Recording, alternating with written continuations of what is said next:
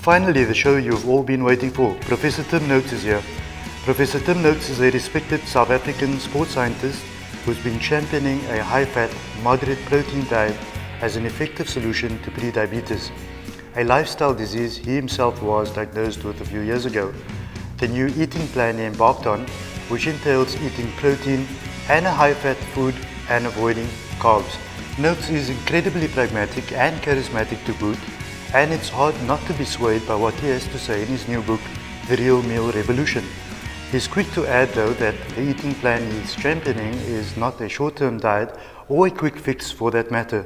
It's a complete lifestyle change, which means changing your attitude towards food, drink and exercise.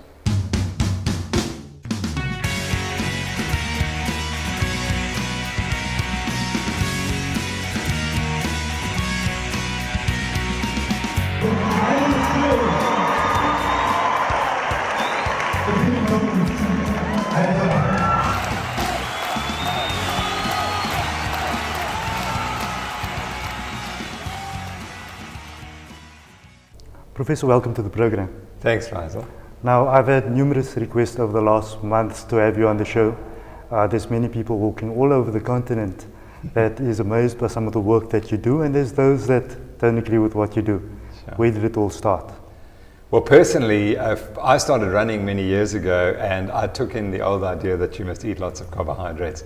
And I wrote a book called Law of Running, which became very, very popular. And there it says you must eat lots of carbohydrate for health and performance.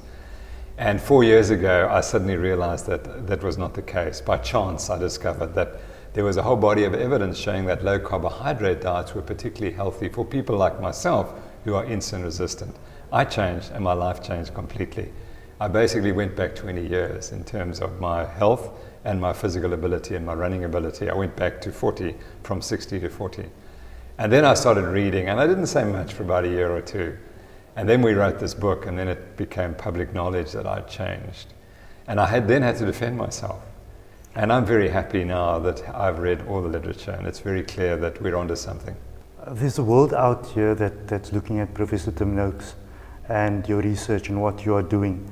And there's a complete polarity in that, from the point of view that the one half is saying, it's working for me, it's doing exceptionally well, and the other half is saying, he's speaking utter rubbish, and that's what's happening. I've been looking at the reviews and that sort of thing. In the end of the day, I take it that you're an expert at what you do, and you've come up with something that says low carbs, high fat, and high protein. How do you come to that determination, and why? Because it's going against the grain, if I may use that word, of what people understand to be weight loss. Well, we've been eating this way right through to the 1950s, and then a guy called Ansel Keys in the United States came along and said heart disease is caused by high-fat diets. There was no evidence for that, and there still is no evidence. And today on Sky News it said that we should never have gone down this route. So the evidence is very clear that he was wrong. Unfortunately, once that idea became public, industry got involved, and they started producing high-sugar, low-fat diets and foods, and that's what's been killing us. And it takes time for you to realize the science is bogus. Now, I'm a diet in the world scientist. I have 3 doctorate degrees. And I look then at what is good science and what is bad science. And bad science is what we call associational studies, where they look at a population and 30 years ago they see what they were eating, and then they work out what they died from, and they try to link that back to their diets. Now, that is just terrible science. Because the only way you'll pick out something is if it is an exclusive cause, like cigarettes and cancer of the lung. That's an exclusive cause. And then you can pick it up by that sort of study. But people do many things. They don't just eat carbohydrates or fat. They either exercise or they don't. They drink alcohol. They're religious or not. They go to church or whatever. And those things all impact on their lives. And you can't just come along and say it was the diet. And so the predictive value of these is so low that in the 1930s and 40s and 50s, when people started looking at medical statistics, they said only if the value that we look for is a value of 2 or greater, can you say that there might be a relationship. We're dealing with figures of 1.15, which is complete garbage. And tragically, it comes from one Harvard Medical School who've made a business of these associational studies. And they really are the scaremongers. Whenever you see, oh, meat's bad for you, or saturated fat or cheese or butter's bad for you, it comes from that bad science from these universities who should know better. Correct, yes. When you mention the word Tim Noakes or the name Tim Noakes, people normally talk about banting, but you're okay with the term banting, but you say it's not entirely banting. If you can clear that one up for us. We use the word banting to make people realize that in 1862 this diet was first described by a chap called William Banting. Who was an undertaker. Yeah, exactly. Who lost weight after trying to do everything, and he wrote a book. And of course it was rejected by the medical profession. But then, and even the profession forced him, or the person who described the diet, to change it and say it wasn't actually low carbohydrate, it was high protein, and it wasn't. It was a high fat diet. And then a guy, Wilhelm Epstein from Germany, wrote the next one, 1884, and he wrote the definitive text on this diet. And so therefore, it is the first diet for the control of obesity and diabetes. It is the first diet. Therefore, any other diet is a fad. So the diet that you're told, or we're told, the high carbohydrate diets for weight loss, are fad diets. And we're not told that because the people who are giving us nutrition advice don't understand that nutrition began 3 million years ago. It didn't begin in 1977 when the US government came along and said we must eat more carbohydrate. Now, you were predisposed with diabetes, type 2 diabetes yourself, and that's passed through the family and that sort of thing. And you say that after 4 years of being on your own diet, you are sleeping better. Your wife, Marilyn, I think, is feeling much better because you're not snoring anymore. You've got a whole lot of lifestyle changes that's happened since you've been on your own diet. And you talk a lot about diabetes and diabetics, and your focus seems to be there. Am I correct to say that your focus is diabetics? Well, it's actually this condition of insulin resistance. Now, insulin resistance is the single most important medical condition around the globe. We know that 50% of Americans already are diagnosed with insulin resistance, but we don't even teach it in our medical schools. We just ignore it as if it doesn't exist. So if you're insulin resistant, you can't metabolize carbohydrates. And as soon as you eat more than about 100 grams of carbohydrate a day, your body struggles and it converts that carbohydrate into fat. It's the only way it can store it. And you store it and you store the fat in your liver, and that causes all secondary consequences. And you always over-secrete insulin to try and get this carbohydrate out of the system. And the insulin then produces a whole bunch of problems.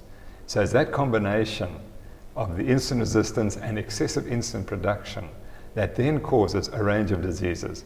It causes particularly diabetes, obesity. We think dementia and cancer, although I'm not going to say it absolutely. I think the evidence is still to come. And the only way, and all you need to do is just don't eat carbohydrate, and you will live a perfectly healthy life. And that's all we have to tell our patients. And instead we don't. We say, Noakes is mad, keep eating the carbohydrates. Why? Because Ansel Keys said that in 1957 to prevent heart disease. But heart disease is not the disease that's a problem in the Western Cape and in the world. It's diabetes. And we've got to address diabetes. So what happens? We just ignore it. And we've allowed the cardiologists to take center stage and say, you cannot eat fat, you cannot follow what Dr. Noakes says, because you're all going to die of heart disease. And that is wrong, because there's no evidence for that. Now, looking at the situation of some of our viewers that might not be diabetics at all, the general person sitting and watching the show right now is concerned about how do I not pick up weight and how do I lose fat if I've got too much weight. What's your advice around that? Because that's a critical question with people sitting at home right now. They're worried about that more than anything else. So what you have to understand is that if you have a roll of fat around your tummy, that is called your insulin roll. And so you pick it up like this and you say, good morning, insulin roll. And then you finally getting to understand that insulin drives the carbohydrate in our diet to fat, and we store it as fat, and it locks it up in that fat cell.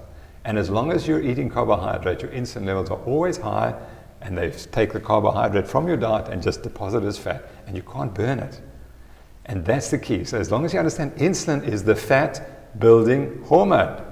And I see all these articles, oh, you must keep leptin low and this and that. It's insulin, and insulin is driven by carbohydrate. So the key is, if you understand that, how do you keep your insulin down? By reducing your carbohydrate intake and increasing your fat. So fat is what makes you thin, whereas carbohydrate makes you fat. It's a very profound statement. Fat is something that makes you thin. And I suppose that's the problem that people have with you and your research and your determinations, because throughout the years, when people spoke about eating fatty foods, it would mean that you are going to get fat. And you are saying that that's not the truth. That's absolutely wrong. I grew up in the 1960s, and everyone was lean in those days because we hadn't got this rubbish idea that you had to eat industrial carbohydrate-rich foods. And when I look around today, it's quite different. So I go and speak at schools, and I remember when I was at school, we all looked like me, we were all lean, and now it's shocking. And particularly the young girls, I really feel sorry for them. And they don't understand what's causing it. It's simple. Too much carbohydrate in people who are probably insulin resistant. So if you're insulin resistant, all you do is cut the carbohydrates and you will be lean again. It is so simple. It sounds really simple. I must admit that I picked up something else that I found interesting on your side, and that was that you spoke about fruit, and the intake should not be that high or not at all. I'm not sure. If you can elaborate on that. Yeah, the idea that you must have 5 fruit and veg a day is also industry driven. Most of these guidelines are industry driven. There is no evidence that a particular amount. We do know from long-term trials, yes, vegetables and fruit, particularly vegetables clearly do have some beneficial role. And they do provide nutrients that you can get in other sources, but they're probably very good for you in vegetables. The problem with fruit is it has a high carbohydrate load. And when you've got diabetes, you may not have more than 25 grams of carbohydrate a day, and 25 grams is 1 apple. So if you're diabetic and you're told to eat an apple a day, you're killing yourself. And that's the reality. So are you saying that the old saying of an apple a day keeps the doctor away is really not true at all? It's not true at all. You do much better. I can see why people are fighting with you, I must admit. Exactly. Well, I could imagine the industries. But if you were to eat kale and other vegetables, other leafy vegetables, absolutely, they're going to keep the doctor away. But getting down to the practical and pragmatic approach, when you look at, let's say, Monday afternoon, I need to have supper. What is a good supper? You're talking about protein, you're talking about high fat, and you're talking no carbs at all. So give me an idea of a good supper. Lots of vegetables and meat or fish or pork, if you can have it, all those things. Those are all you need. So it's remarkable how little you have to eat. And the key driver of obesity is hunger. So everyone who's fat has one characteristic: they're always hungry. And I was always hungry when I was fat, and I'm never hungry now. The difference is I eat lots of fat. And that then turns off my drive to be hungry. So you say the fat turns off the drive. That's because right. We were also led to believe that if you're having some sugar, like a chocolate bar or something like that, you'd no longer feel hungry at all. That's absolute nonsense. What that does is it produces addictive eating. So most really obese people have a sugar addiction as well. And food is designed, the industrial food that we eat, is designed to make sure you want to eat in 3 hours' time. And that's the key. So carbohydrates drive the brain to make you hungry. They do not satiate you. So you're always overeating. And that's why this diet, it's remarkable how little people eat, because they cut out the carbohydrates, which are driving the carbohydrate consumption. And then you probably eat pretty much what you did before, but you just cut out the rubbish carbohydrates as well. But there are some other lifestyle changes that you'd prescribe along with that. That's exercise and those kind of things. How does that fit into what the diet is saying? Yeah, the reality. You're not short of energy, that's what I'm asking. Yeah. No, you're short of energy if you're eating high carbohydrate, high sugar diets. That's the key. Everyone will tell you the energy level just goes through the roof as soon as you go on this diet. That's odd, because many years ago we grew up with these ads on TV that says that sugar gives you life and sugar gives you go and all those kind of things. So you're obviously opposing all of that at this stage also. Yeah, well, that's good marketing, and that's the brainwashing we've had over the years. And you have to understand the sugar industry is the one industry you probably wouldn't want to be in at the moment, because this whole move is to cut sugar. And there's a whole bunch of movies coming out in the next year or so which address the problems of excessive sugar consumption. What's your thoughts on soda drinks, the gas drinks and those kind of things? Are they a major contributory factor to picking up weight? Absolutely, because it's just sugar. It's just a sugar rush, and you get hungry and you'll drink more, and it's highly addictive. So we have to understand that for some of us, sugar is highly addictive. And the simple test: if you can eat a single block of chocolate, you don't have a sugar addiction. If you can't, if you have to eat the whole slab of chocolate, you have a sugar addiction. And your only hope is you may never touch sugar at all. The beauty of moving onto this diet is you remove the desire for sugar and sweetness completely, and you replace it with a hunger for fat, and then you're fine. And I think that's the problem. What we did was we took fat out the diet, we replaced it with sugar, which made us addicted. And I think the less fat you have in the diet, the more likely it is you're going to have the sugar addiction. I'm sitting and I'm thinking all the time, I would want to make this change. How am I going to do that? That's an important thing. We're going to go back to a break, Dr. Tim Noakes. When we come back, we'll discuss The Real Meal Revolution, the book by Dr. Tim Noakes, and how that could perhaps change your life.